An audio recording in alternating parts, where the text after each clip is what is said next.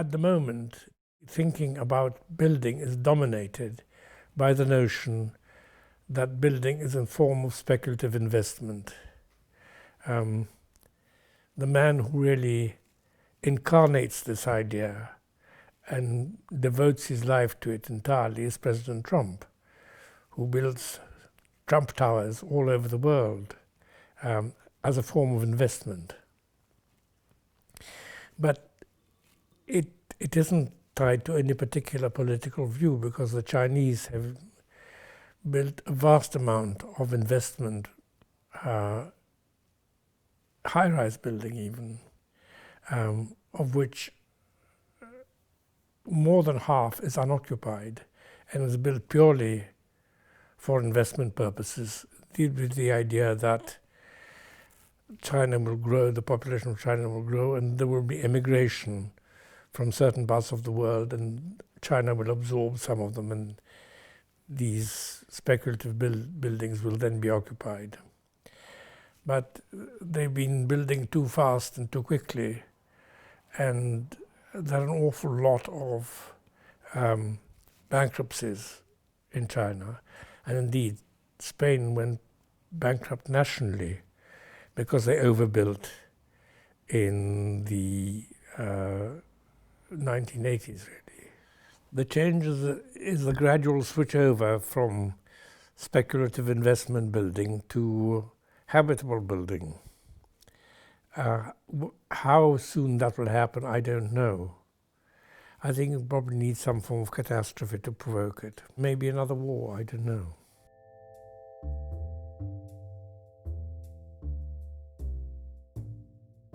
Także jestem Joseph Rykwert, urodzony w Warszawie w 26 roku.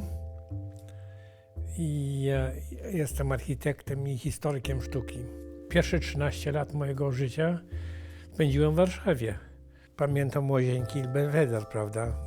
I ten park, i to wszystko, tą całą okolicę. Ale budynków nowoczesnych w Warszawie nie było bardzo ciekawo.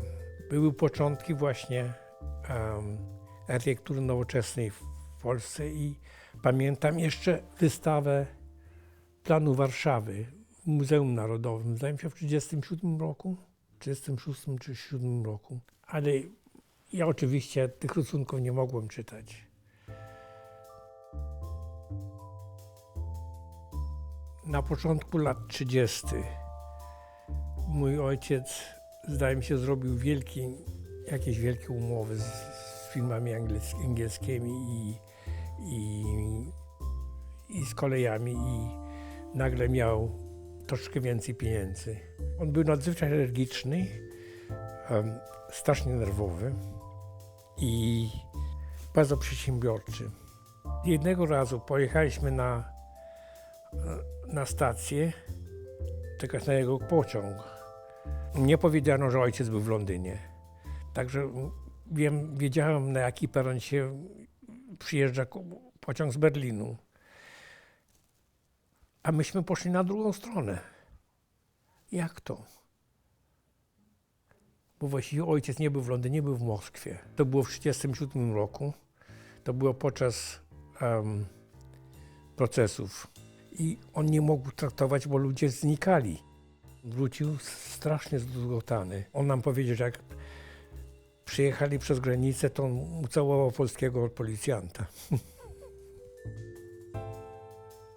Mój ojciec wierzył w to, że mężczyzna powinien być inżynierem.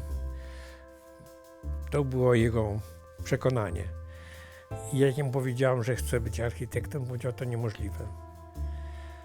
Dlaczego? Dlatego, bo architekci muszą robić to, co im każą kobiety. Bo mój ojciec zbudował właśnie dom w Śródborowie, za Śródborowem. I moja matka strasznie tyranozowała tego biednego architekta. Lucjan Kongold nazywał się. Moja matka chciała hollywoodzki dom. Taki hiszpańsko-kalifornijski dom. Jak dom się budował, nasz dom się budował. Chodziłem na rusztowanie i widziałem te rysunki architekta i murarze, którzy stawiali cegły tak, jak rysunek im kazał. To na mnie zrobiło wielkie wrażenie, że ktoś to rysuje, a tu murarz cegły stawia podług rysunku. To mnie właśnie pchnęło na architekturę. Jak od golej się spytałem, byłem smarkaczem i on był na obiad u nas, jak dom był gotowy. Czy jest lepsza szkoła architektury w Cambridge'u, w Oxfordzie? Na co on powiedział, że ani jedno, ani drugie. Najlepsza szkoła architektury jest Architectural Association w Londynie. Tam ja skończyłem właśnie.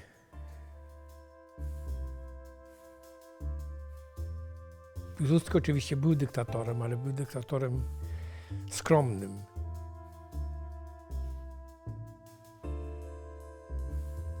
Ja byłem bardzo wzruszony, jak umarł. Pamiętam, że była wielka ceremonia. Cały kler polski mniej więcej był w tym orszaku i oczywiście wojskowość i te orkiestry i tak dalej. To wszystko było bardzo tak, bardzo uroczyste było. Także ten cały orszak widziałem. Piłsudski nie miał żadnych poglądów antysemickich. Dla niego wszyscy obywatele byli mniej więcej równi. Ale jak przyszedł z Migły i zaczął się nazywać wodzem i wtedy wprowadził na przykład prawa, że Żydzi mieli inne ławki od nieżydów i tak dalej. I w szkole zaczęło się bardzo dla mnie niewygodnie. W pewnym momencie nawet mnie oskarżyli o obelgę kleru. I zrobili mi taki mały proces w szkole i zwolnili mnie, ale to był pierwszy znak, że rzeczy są bardzo niewygodne. I wtedy ojciec się zdecydował posyłać mnie do pensjonatu w Anglii. Wybrał pensjonat w Brightonie, pensjonat żydowski, który specjalizował się w uczeniu angielskiego dla nieanglików. Ta szkoła była jeden z pierwszych budynków modernistycznych w Anglii, ale atmosfera była ohydna, ja ją nienawidziłem. I jak w 1939 roku, w czerwcu, ojciec przyjechał i zabrał mnie na kolację i powiedział, że mnie zostawia w szkole na lato, jako pensjonat. Ja wtedy powiedziałem, że ja tę szkołę nienawidzę i jak mnie w szkole zostawi, to ja ucieknę. To on zadzwonił do matki i powiedział, że mnie wraca ze mną. Podczas lata 1939 roku przejechaliśmy przez Berlin i jak przejeżdżaliśmy granicę, to widać było z okna, z pociągu, widać było przygotowanie niemieckie, armaty, i tanki i tak dalej. 30 sierpnia zabrakował prąd w domu. Zeszliśmy do samochodu z ojcem i słyszeliśmy mowę Mościckiego, który właśnie mówił, że Polska odmówiła ultimatum niemieckie. Ojciec wtedy wrócił do Warszawy, dowiedzieć się mniej więcej o co chodzi. 2 noce potem zadzwonił do matki i powiedział: wyjdź dzieci. I zdecydowaliśmy jechać na Wilno. A później 17, 18 zdaje mi się, Mołotow zrobił tą znaną deklarację, że Polska już nie istnieje jako państwo. Także musieliśmy od razu zwiać z Wilna. I pojechaliśmy na granicę. I na granicy zatrzymali nas. Wszyscy chcieli przejść na Litwę. I w końcu puścili nas. Dostaliśmy wizy angielskie, bo ojciec miał fundusze w Londynie. Pojechaliśmy z Rydii do Sztokholmu i potem do Amsterdamu i do Anglii przez Brighton. Brighton Hove Airport. Tu nagle zobaczyłem faceta, którego znałem z Polski. Mieszkał wśród Borowie w domu u nas przez parę dni i tak dalej. Nie tylko nas znał świetnie, ale miał dosyć długi wobec ojca. Jak ten pan się zjawił, prawie że nie znał ojca. Było to bardzo przykre.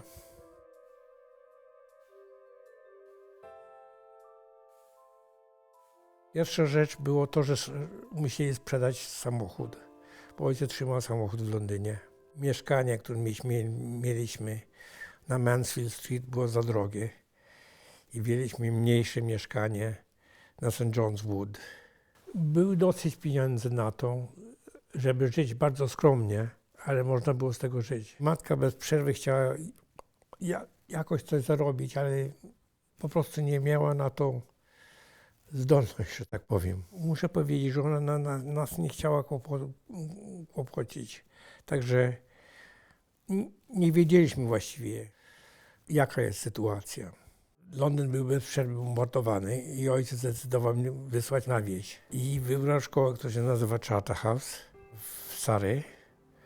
Dyrektor szkoły miał ambicje intelektualne i raz do roku zapraszał jakiegoś znanego młodego akademika, mówiąc, żeby wykładał parę razy dla starszych uczniów. W roku, w którym ja byłem starszym uczniem, był to Witkowar. Rudolf Witkowar, który został się jednym z największych historyków architektury swojego pokolenia. Ojciec umarł bardzo wcześnie, miał 50 lat, w 1942 w Oksfordzie. Te udare są nagłe, także jak zachorował, matka mnie zawołała i wróciłem do Oksfordu. Byłem przy śmierci ojca i byłem na pogrzebie.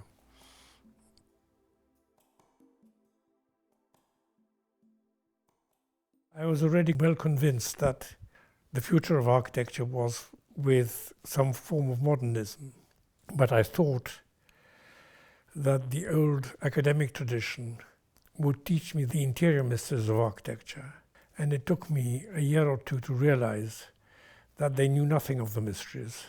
The truth is that none of my contemporaries from the Bartlett had any kind of career as architects in later life, whereas my contemporaries at the Architectural Association all went into doing worthwhile work. So I was right to change. Lucian Congold, the architect of my father's house, who told me that the best school of architecture in England was the Architectural Association. So somehow I was going back to his advice.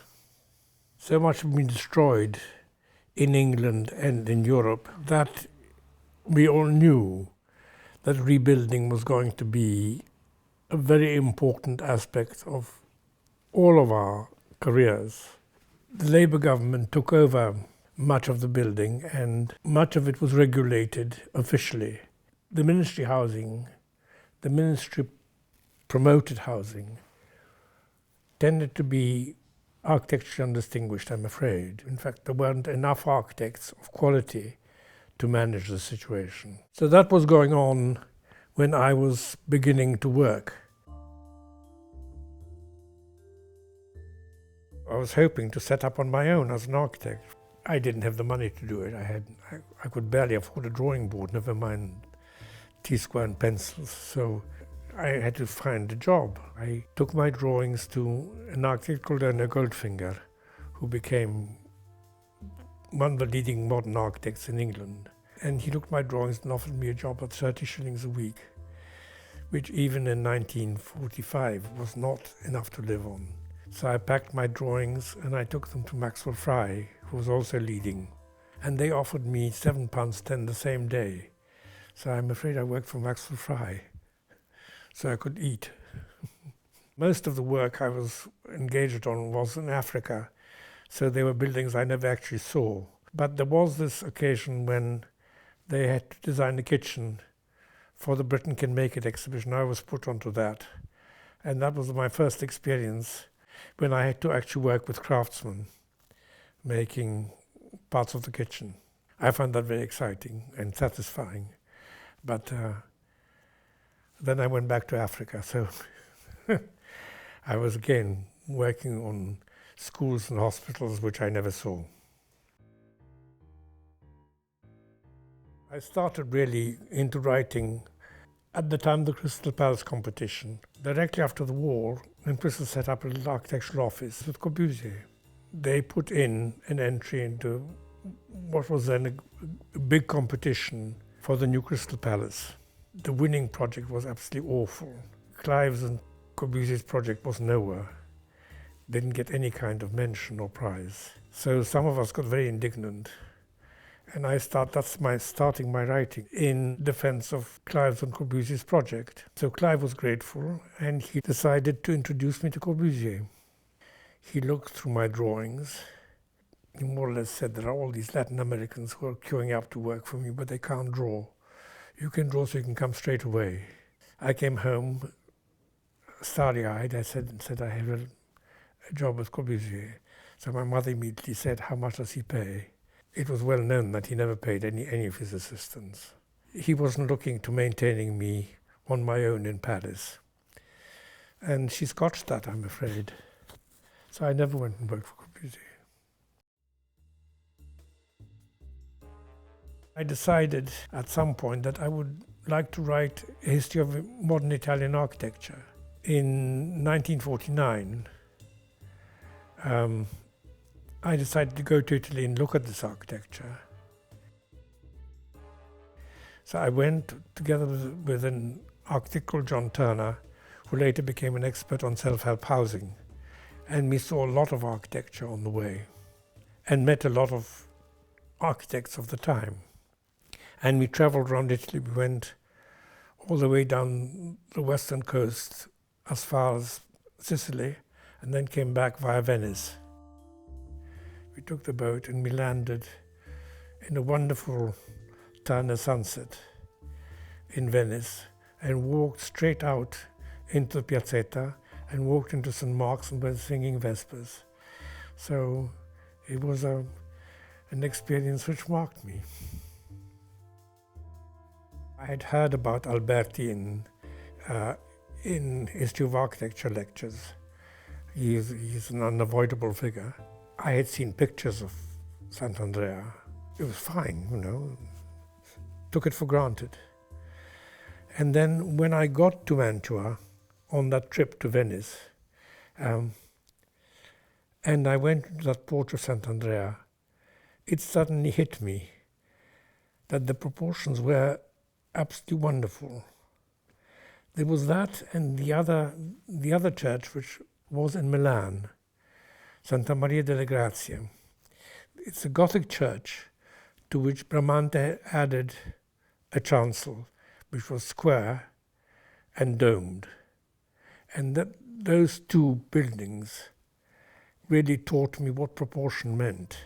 Somehow this history of architecture never got written, but I learned Italian. And next year I went back to Italy and looked at some more architecture, met some more architects. I also met Gio Ponti. Gio Ponti at that point had taken back the direction of the magazine Dumas. At that point, the only architectural magazine which published buildings in colour. So architects were very keen to get into it. I became the London correspondent for Dumas. And at that point, things were happening in England, so I had quite a lot of work. The architects who were making waves at the time were the Smithsons. Their really big commission was the Economist building. I didn't awfully like the Economist building, but it was the building I was most talked about in London when it went up. So I sent a lot of photographs, rather good photographs, I must say, to Dumas, to the office. They wrote back and said, we looked at the photographs, but our architectural critic doesn't like it. Architectural critic was their joke name for me. So I became, as it were, guilty of The Economist not appearing in colour in Dumas. And the Smithsons never forgave because they thought it was my fault, but I actually had done my best to get it published.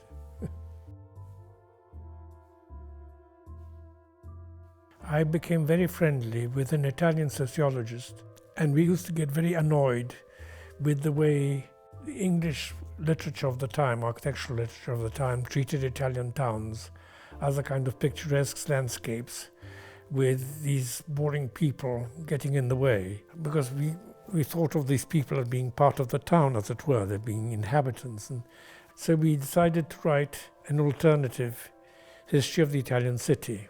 I took the first chapter on the Roman city, and Carlo was meant to write the second chapter about the communes. The legend was that the Roman city was a kind of solidified military camp on rational principles. And what I realized quite soon working on it and reading the literature was that the opposite was true, that the Roman military camp was a kind of ritual diagrammatic image of the Roman city. The ritual was actually essential to understanding the way the city was conceived. So I worked hard on my first chapter, and when it was finished, I handed it to Carlo, who never did his chapter. Well, I was left with this chapter, and I didn't quite know what to do with it, and I went to Holland. I was very friendly with a Dutch architect called Aldo van Eyck. Aldo was then the editor of a magazine called Forum, which was the Dutch Architectural Institute's magazine. And I gave him my chapter, and he immediately decided to make it a special issue of the magazine. As a fee, I took 300 copies, which were printed without the advertisements, and which were published by a friend of mine, and became a publication on its own, and sold very quickly, and got a respectful review in the Times Daily Supplement. A hostile but respectful review, as a result of which has offered contracts by English publishers. The book came out with Faber and Faber.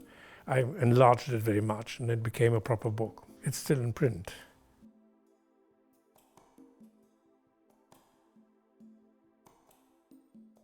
During the 50s, the heritage of the Bauhaus became sort of concentrated in a new institution, which was called the Hochschule für Gestaltung, the High School for Form in Ulm. The director of the school had seen the Dutch Forum idea of a town, and he suggested that I should come to Ulm and become their head of the department of what he called Kulturelle Integration. I came and gave my lectures, and I hated it. I hated the institution. I hated the atmosphere. And in fact, I got ill. I started having stomach cramps and nausea. And then I decided that it wasn't for me, and I was leaving. And the moment I left, all those symptoms disappeared. Although I hated Ulm, the fact that I'd been there became a kind of recommendation, diploma. And at that point, the librarian of the Royal College of Art decided to resign, and I got the job. And I also taught history of art. Dumas was happening at the same time, so I had the Royal College of Art and Dumas, so I was doing fine. At the time of Reconstruction, the guiding idea about towns was a functionalist one, and it seemed to me inadequate. So in a way, the idea of a town was a kind of corrective to current urbanism. Cult developed in the city, and the city was, of course, a religious institution in some ways. Well, one of the first institutions of the city was the Holy Mountain. In Mesopotamia, it was the ziggurats. In Egypt, it was the pyramids. The smooth-faced pyramids had a sun emblem on top. So they were a kind of sign of the sun shining down on the earth. In a sense, a town is also a processional background. People walk through the town ritually as well as in every day. And so the town is constituted for its inhabitants, partly ritually and partly domestically, as it were. Every city is different, of course, and you like different cities for different reasons. London is my home, and Warsaw was my home. So, in a way, it's Warsaw, London, Venice. Piazza San Marco and the Doge's Palace, and the library on the left, underneath the tower, and the Mint. And the other side of the Doge's palace is the prisons. So in a way, this is the way the Republic displayed its power onto the water. The authorities need to assert themselves, always.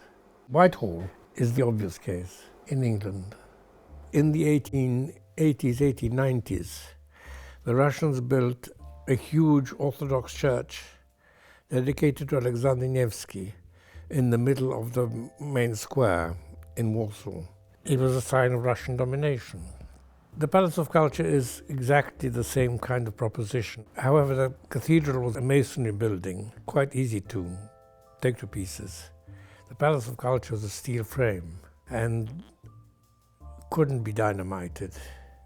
Marszałkowska was never architecturally very distinguished. So what was destroyed to build the Palace of Culture probably had been bombed anyway. Destroying the Palace of Culture would disrupt the life of the city in a rather negative way. So I think probably the sensible thing was to leave it and to build around it. Unfortunately, the tall buildings were built were really inferior to the Palace of Culture. The process by which this terrible monstrosity becomes the beloved old monument is a very interesting one. It happens quite often that people object to anything new and obtrusive on the landscape, and then generation later it becomes part of the landscape of the people who inhabit around it. It changes its meaning for the inhabitants. I think cities are to live in, not to look at. I think that's the first thing to remember about them. The London Eye is for looking at the city, and it is put on the edge of the river next to what used to be the government of the city, London County Council. And Mrs. Thatcher abolished the County Council and parcelled it out, so it now has no role. And the other side of the river are the Houses of Parliament. So it is the centre of city government and country government in London. And to put that in between them, as it were, devalues both. Politicians always think that they know better and that they know how the city is to be governed and how the city is to be developed. Architects come second or third in the rank of thinkers about these things. Brasilia is a case in point, because it was a carefully planned city for about 500,000, but it's surrounded by a ring of terrible slums in which there are about 3 million people who service the 500,000 people in the planned city. I think that's a terrible situation. A lot of sort of model towns in the United States are in that situation. The most damaging export of the United States has been space. I mean, if you look at films showing an office, the way it's spaced out is really appalling. Offices in Europe occupy much less space, but then we have learned the American lesson, and the bosses demand huge spaces for their own occupation. And this is a very unfortunate development, because we haven't got the space that the Americans have. We're much more condensed. Well, I've always believed that cities have to be very high density, but low rise. This was actually developed quite well in England on a small scale, but not really on a large enough scale to make a difference to the configuration of the cities. And we still believe that high density means high rise. A building is never standing on its own, it's always part of a fabric, whether it's in the country or in the town. So it has a relationship with the environment in which it stands, but it also has a relationship to the passerby. It's still my leading idea. It's still the idea which is at the basis of my approach to architecture, that a building is also an utterance, and that therefore an approach to building must be, in some sense, a hermeneutic approach. So that in a sense, An architect has a double client: the person who actually pays the money for getting it built, and the passerby who walks by it and touches it and looks at it and enters into some sort of relationship by just passing by it. So this double relationship is something that architects quite often forget. They think of their client as the money bags, and not of the client as also the public.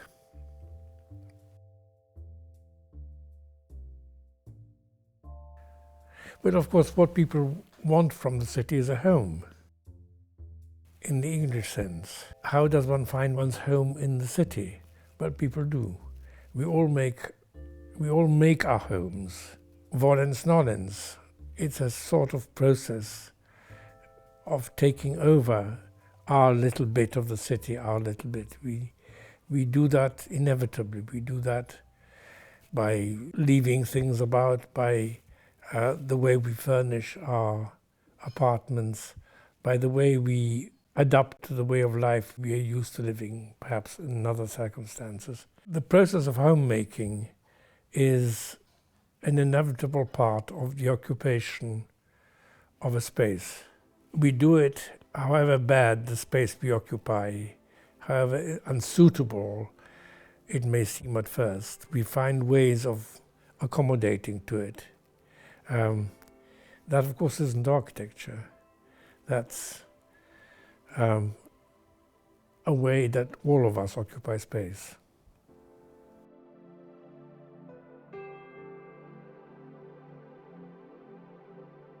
The provisional title is Man, City, World.